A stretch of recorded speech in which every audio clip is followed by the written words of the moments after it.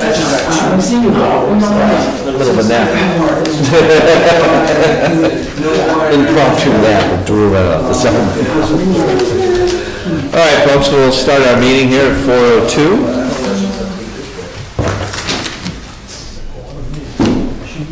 Thank you all for coming to the Select Board meeting of Jackson, New Hampshire, November 12th at 4 p.m. today, a little early. Got a lot on the docket today, I guess. A couple of things going on, work sessions afterwards. So first on the docket is to amend and approve the minutes from October 22nd. And I will take a motion to do so. So moved. Second. Discussion, there was an issue with Jeanette, and she wanted some things changed about the, she wrote a letter. Oh, that she was not resigned or something? Yeah, so we'll correct that in the minutes and get that out in the next. Okay. So I assume everybody saw that? Yep. Any problems with that? No. Okay. All those in favor of the minutes as amended? Yes. Martha will make those amendments. Thank you. Item 1B is first non-public session on November 5th. We sealed the minutes on that. Sign those.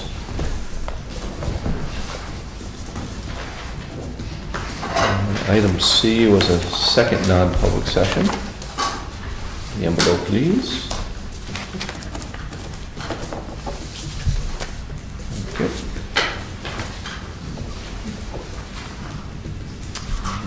That's it. Get those fingers working there. Action items. Get a copy? Yes, I did. All right, item number 2, the update on the action items. Doublehead parking, it looks like Jay went up there and staked out the area. It seems we had a lot more room than we thought we had up there in terms of being able to kind of guide the snow over a little bit more and make it usable for the winter. So we just thrown down a little gravel, graded out, throw some rocks in there. I don't know if you've been up there to check that out? I have not seen it yet. It's a nice area, and it should be adequate. I did email Andrew, or Julie and I emailed Andrew. I think he's coming up this weekend actually to look at it. So first impression was he was fine with that, so. Okay. It technically doesn't encroach on his property. You know, we're right on the cusp, but I think we'll be able to get by for the winter. Okay, great. Like I said, he'll come up and give us a final approval on that. PTL insurance, we got some quotes from, is that the? Well, I think this one was with the ambulance. Okay, the ambulance guys are, they're still hanging on that, so they're not doing anything right We're presently. starting to get our quotes in, but I'm not going to talk about Yeah, it. they're going to wait to see what Bartlett does on that, so. Julie had the building inspector, we had a work session just prior to this with George and Bill and I, and that went well. Trying to make some changes into the building inspector's responsibilities and accounting of all the said funds that are involved in that. Any prices on the solar lights yet? No pricing yet. I've talked to. That might. Yeah. And meeting notes, Monday the 23rd. It's an unusual date, but Thanksgiving coming up, we moved it up to the 23rd. On Monday at 4:30 will be our selectmen's meeting. And then we're kind of back on a regular schedule with some budget hearings going on. December 10th on Thursday, 4:30, and a budget hearing, the first budget hearing at 5:30 approximately. Monday the 21st, another Monday meeting, and a second budget hearing after that at 5:30. And then January 14th and January 28th will be our regular ones. And just a note, final warrant article hearing to be scheduled after February 2nd if anything new comes up. If you have any articles, we'll have that, schedule that up. So, any questions or comments on those? All set. All set? Is your calendar all hunky-dory there? I'm looking at it. All right, moving on to police report, please. Good afternoon. How are ya? Good afternoon, Chief.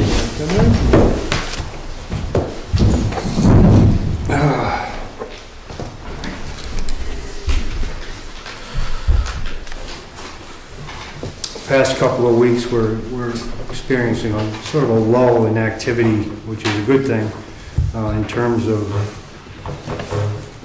pretty much all across the board, in terms of people in town.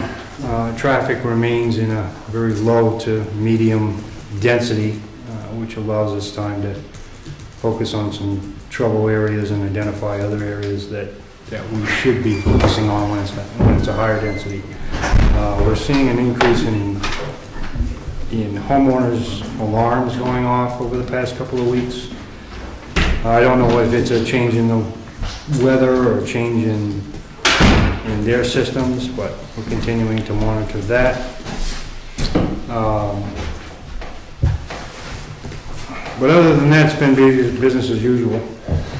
Nothing major, nothing of note that needs to be discussed or brought to anybody's attention. I would like to speak a little bit on the signage on Dudney Road. Sure. Absolutely. I did meet with Bob and Steve Weeder, and in my opinion, that's a great solution. I think Jay did a great job in laying that out the way it's laid out. And I know that there's been some emails going back and forth about the signage that should be going up there, and that was detailed very well. I questioned, though, I did see an email, I think it was from John initially, about having a temporary sign up there. And I would just ask for some clarification, because in my opinion, you stick a sign on a post with a couple of boats, it's easily taken down. So what were you looking for in terms of a temporary sign that would differ from that definition? I was thinking of something that would be, would mark out that parking area. Say you can park here, give me permission. Something like the electioneering signs, they're styrofoam based, they're very cheap, easy to make. If somebody steals one, it wouldn't hurt my feelings too much. Right. But I thought, just for the season, it might work, it might not. Again, just as thought, that's all it was. Yeah. And my thought on that is, I think if we lay it out as we discussed it that morning, with the signage on the posts of, private property, no parking beyond this point, trail parking with an arrow, and the addition of the signs that we added below the parking area as well as within the parking area, I think you find that those types of signs that are disposable signs, in my opinion, you'd end up replacing them after somebody, a windstorm, snowstorm, whatever the case may be. I think that if the signs that we were talking about are placed at the proper height and in that green signage, we're looking at a learning curve anyway. People are going to go up there and they're going to try to figure it out, and it's going to be, we're going to have to make trips up there, and we're going to have to educate people for the first year, probably the first 2 years. Well, hopefully it's only 1 year. I would hope, but I think to a certain extent the permanent solution to that area is in somebody else's hands. Right. So I think that the addition of the signage that we talked about that morning, both to reinforce what's already there and direct people to the new places with the signage that we came up with, in my opinion, I think that'll work just fine. Sounds good to me. That's all I have, gentlemen. We're good? Thank you, Chief. Thank you. Thank you, sir. All right. Moving on to item 4, first non-public, or I should say public, public comments. Anybody have any public comments to start us off? Mr. Brown? All right, hearing none, we'll move on to item 5, building inspector.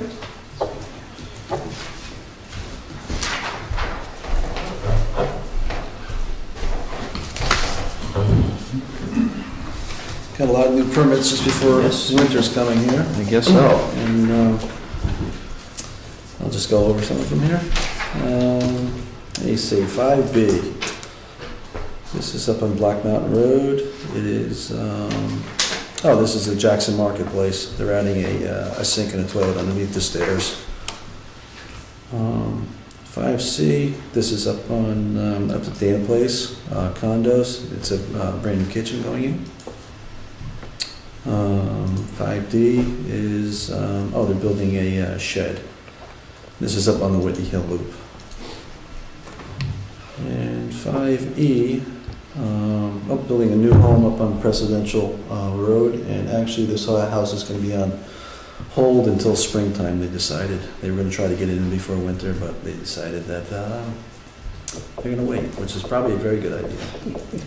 Well, global warming this month. Yeah, change in any moment.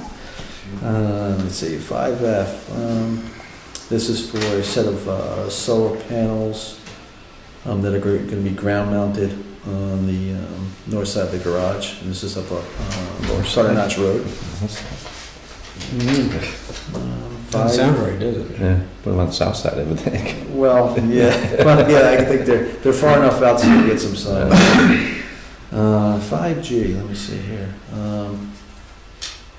This is going to be for a big solar array mounted on poles. There'll be a total of 96 panels. Wow. And those are trackable ones too. It's quite a system that I see that's going to go in there. And this is up on Jackson Highlands Road. Mm-hmm. And 5H, they're just putting a new landing on the front door. The landing there is old, rotted, and not safe. And they're just going to basically modernize it and make it safe. And 5I is rebuilding a deck, and this is up at Dana Place. Just replacing the old one. And 5J is remodeling a bathroom. This is up on Thornhill Road. And 5K is, this is up on Norton Drive. I never even knew the house existed, but now I know where it is. And actually they're replacing 3 decks, and they were just all rotted. Been there almost 30 years, and they were not safe. And they're putting pressure treated decks of the same size back in. Where is Norton Drive? Norton Drive is when you go up Tyrol, and you know where Profile Rock is? Yeah.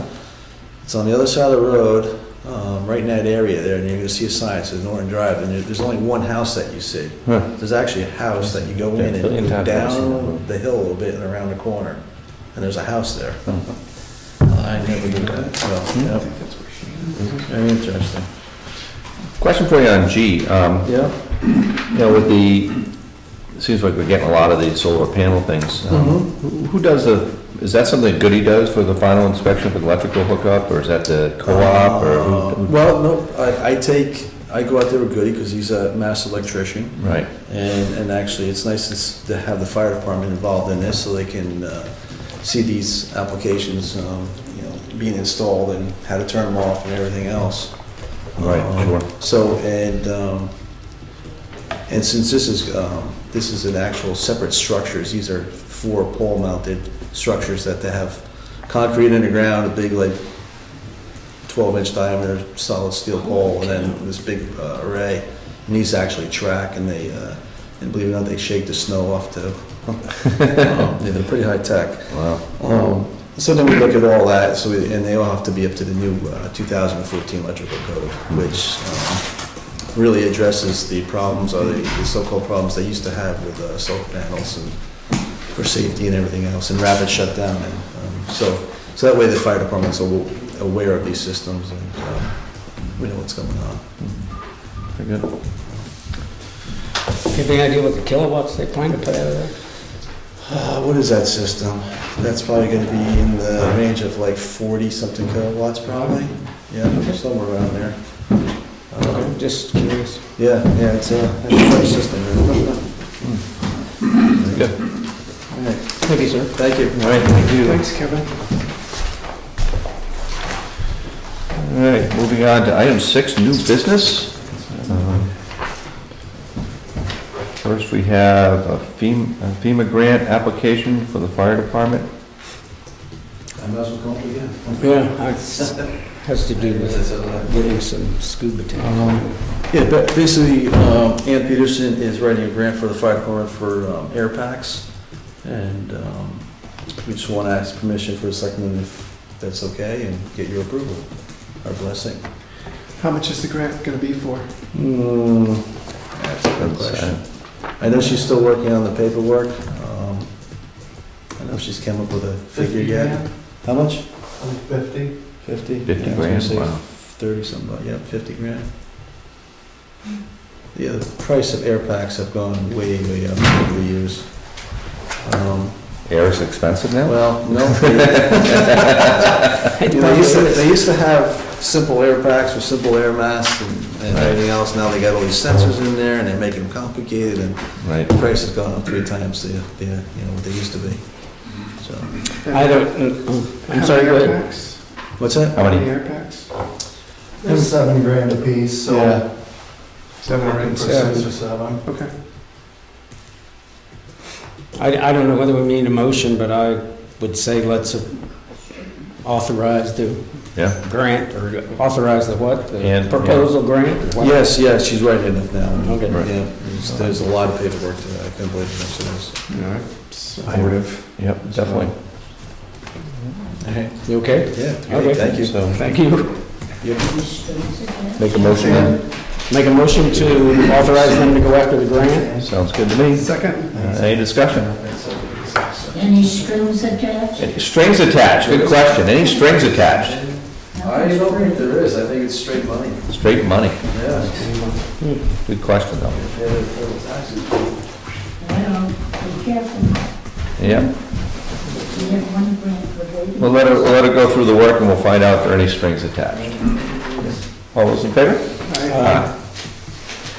All right, old library key policy. Marge, Come up. how are you? Okay, I'm good. How are you? Andy. All right, it's come to our attention that there are many, many keys out there for the library, and there's no way of finding out where they are and who has them. So, in talking to the Julies and the committee, we figure maybe we should rekey the building, and then the people that have keys, a few committee members should sign out a form like they have here for the town. I gave 2 examples, and I don't think I've shown you, but you have the first one. Yeah, So those would be like for permanent people, like you here. yeah, just a few members, and then have a, because we have people coming in every single week, so if you could put a lockbox with a code on it, and then change it a couple of times a year. For the So ones keep that a come key in the lockbox? Yes, yeah, Okay. so the people that come all the time, and just give out a few keys, and if people are coming like for a one-time thing, they can get it from here, or they can get it from one of the members to open up for them. I think it's a good solution if you okay it. I don't have a problem with the lockbox. How many keys? So you have one for the One lockbox, button. and then how many more do you think? we Well, need I think to you should at least give it to distribute? 3 members. 3 three Yeah, because keys then- for members, one in yeah. the lockbox. Yeah, and Julie should have a few here too, Yeah. you know. Right. At least 2. Yeah, but there are tons of them out there, and I don't know who has them. Get them numbered too. Yeah, and you can't duplicate them, that's Right. an important thing. And so your individual keys, the 3 keys would be keys that members of your committee would sign out for. Oh, yeah, like they definitely. have, and- Yeah, numbered, can't duplicate, that type of thing. And then the key for the lockbox would be used for, like, when the building's in use by people other than the committee? Or, Like the bridge club that goes over every week. Every week, they just Yeah. punch in a Repetitive. code, take the Yeah. key, put it back in again. yeah, And, change it a few times a yeah. year. Oh, it makes sense. Yeah, because you don't want all those keys out there that are out there now. I heard John say number the keys. I would really be sure those keys have numbers on them. Oh, yeah. When we Oh, sign yeah. out, it's the Yeah. same form that you guys signed for your Right, key, and okay. it tracks what the Yeah. key number is. Okay, I'm good. It was never like that before, so. So there's gonna be a number stamped on the keys? Yeah. Just to say, like, for instance, yours, the three of yours has the same number, but it's, you know, you signed out, it has the number Right. for, yeah, what. That's easy enough. Good. Super. I Okay. mean, we could probably do it even more detailed and tell them to put like a 1, 2, 3 on it, Yeah. Yeah, you know. so we know where they are. Accountability, sounds good. All right, I'll take that form back. Good idea, Marge. Thank you. Thank you, Marge. Thank you. very much. Alrighty. Next on the docket, item 6C is an intent to cut. This No, is- sorry, what, the intent to cut is, that's already been signed. No, that's been signed, so it's just an FYI that, this was lot, R24, lot 1. So that was one that we signed last week. And the report of cut is not here because I did not get the figures yet to calculate that bill, but maybe when I get that, we could either sign it next selectmen's meeting or you can choose to sign it. It's just setting out a bill for the timber cut. Okay. All right, super. All right, so moving on to 6E, is health insurance. Reevaluating our options here. Julie and I have, and I will, Julie does 99.9% of the work. I appreciate it very much, but we continue to look at how we manage the cost of health insurance for the town. And health insurance plans are fluid, so you try to make the best decision you can regarding the plan for this year. It doesn't, well, I don't think it pays at all to say I'll commit myself to this company and do that forever. I think it's just because of the fluctuation in the system, it just doesn't pay you to do that anymore. So, well, that's what we try to do, but this particular issue, we've gone through it. One of the things it does, if you see where the exposure to Cadillac tax is about half. We don't know what's going to happen to Cadillac tax, but this is still half of what it could be. Right. And there is no dramatic reduction in really any benefits on the employees. So it's not an issue of we're saving money over their, benefits. That's not the issue at all. But it does help us, and to some extent, it helps employees. Go ahead. Got any thoughts?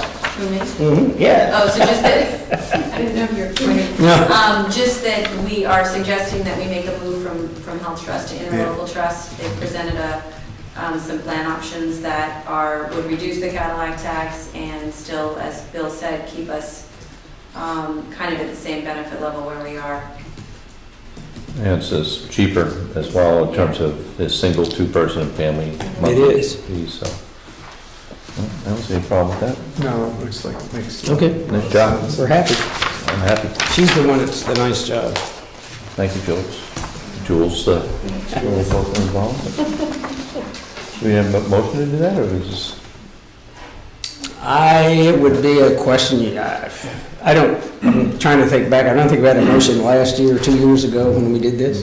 Yeah. I think it's a matter of, the plan, as last year, we bring people in, we sit down, we go through it as a representative, they sign up, it's a fairly smooth operation to do it. All right. Okay? Very good. Thank you. Thanks, Bill. Thanks, Julie. Thank you very much. A late item addition here, 6F, was a trust fund withdrawal. And you feel like reading that? It's, The format's changed. The Formats motion is has just- changed a little bit, but basically the same thing.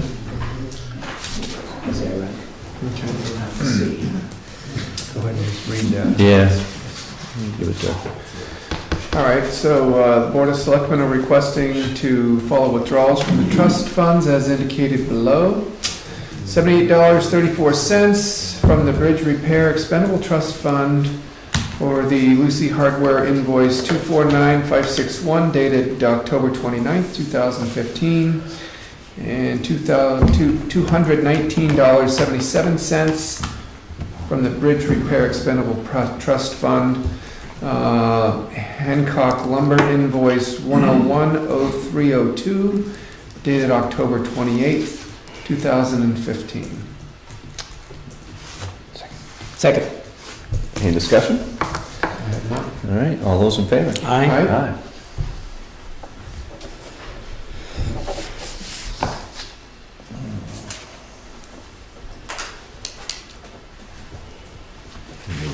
That's okay. I'm going to fire department. Keep waking me up. All right, thank you very much. All right, so that completes the new business. Item number 7 is old business. Do we have anything on the table? I believe nothing, huh?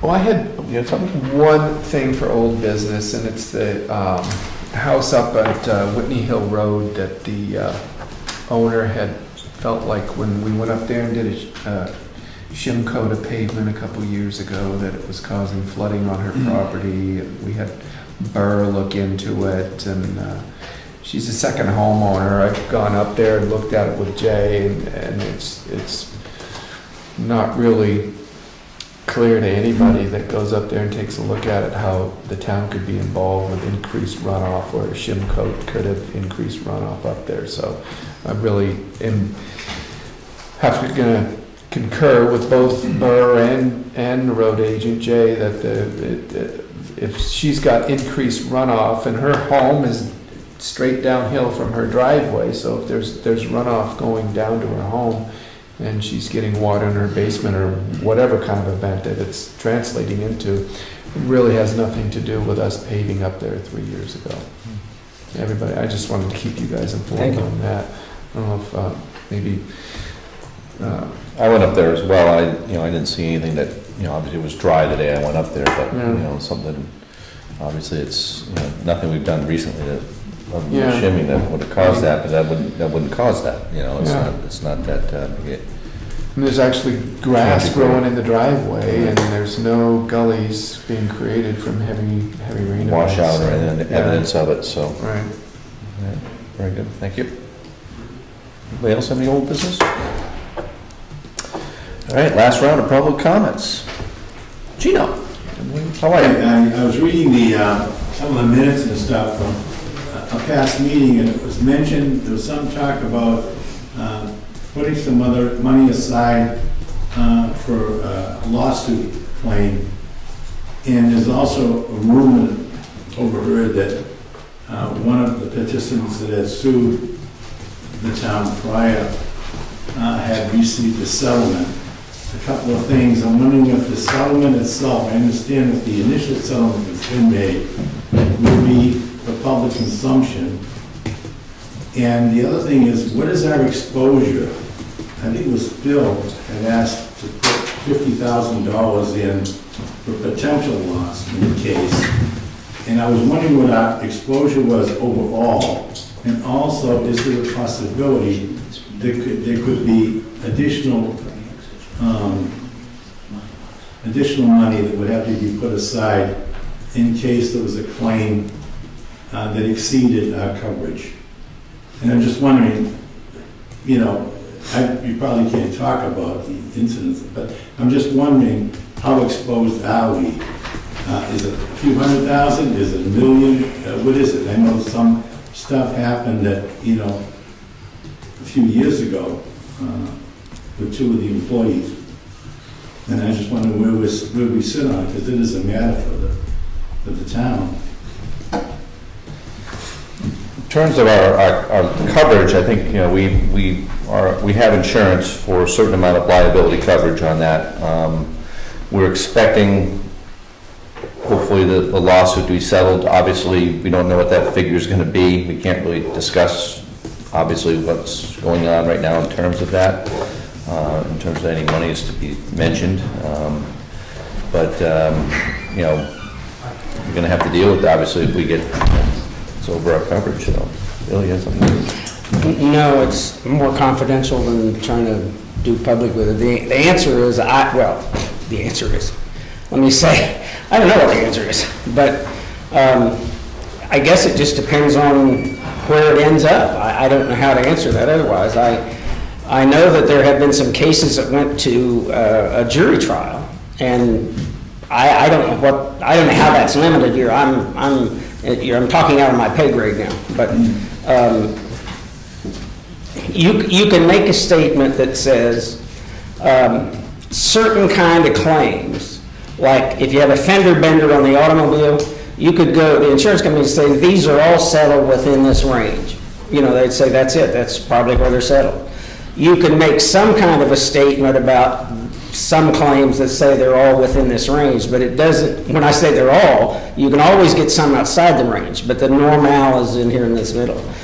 That's about all I know about it, other than getting, you know, some kind of legal expert or something, you know. Then will the town ever know what transpired and what the results of the case will be, or cases will be? Well, if it goes to trial, I mean, I'm assuming that's public information unless the sides agree not to. So the town would have to know if they say you got to pay $10, the town, somebody has to know because you have to pay it.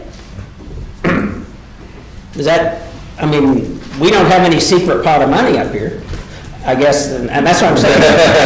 The reason I'm asking is because how high my tax rate went up last year, so, and I paid almost $2,000 extra last year, and I'd rather not have to pay $2,000 extra this year. Well, neither would we, so I don't know how to, I don't know how to approach it. It is somewhat open-ended, I guess, but usually there's a range within reasonable settlements. What I'm really concerned about is the punitive damages that could be in a civil case. In a civil case, it's only, you know, the majority of opinion on the jury. And I'm really concerned that it could be very, very high. That's just my opinion. I don't know to answer your question. Yeah. Stan? I know I'm listening facetious, and I guess I am, but I'm really confused on the board's procedure now, because I brought up an item in public comment a month ago, and I was told to know on certain terms that if I expected a response from the board, it had to be new business. Right? And now Gino brings up a subject that goes for a back and forth and a back and forth, but it doesn't have to be. So I'm confused now. What's the public comment for and what isn't it? The rules of order we operate under are for us to take public comments. I happen to disagree with anyone that sits up here and responds to public questions, and I don't do it. It's not the way meetings are designed to operate. I would invite anybody that wants to have us debate or address any particular item, and I've done this on record many of times, to contact the town office, explain what it is you want on the agenda, give us enough time to prepare, and we'll be happy to do that. That's our job. That doesn't mean that somebody who wants to call in and ask for an agenda to be put on the meeting ends up part of that discussion because it's a selectmen's meeting. But I personally think it's inappropriate to take an agenda length issue and have it inserted into public comments with back and forth questions, and I don't do it. Like this. Is that what you're saying? Just so I know in the future. I didn't respond. Okay.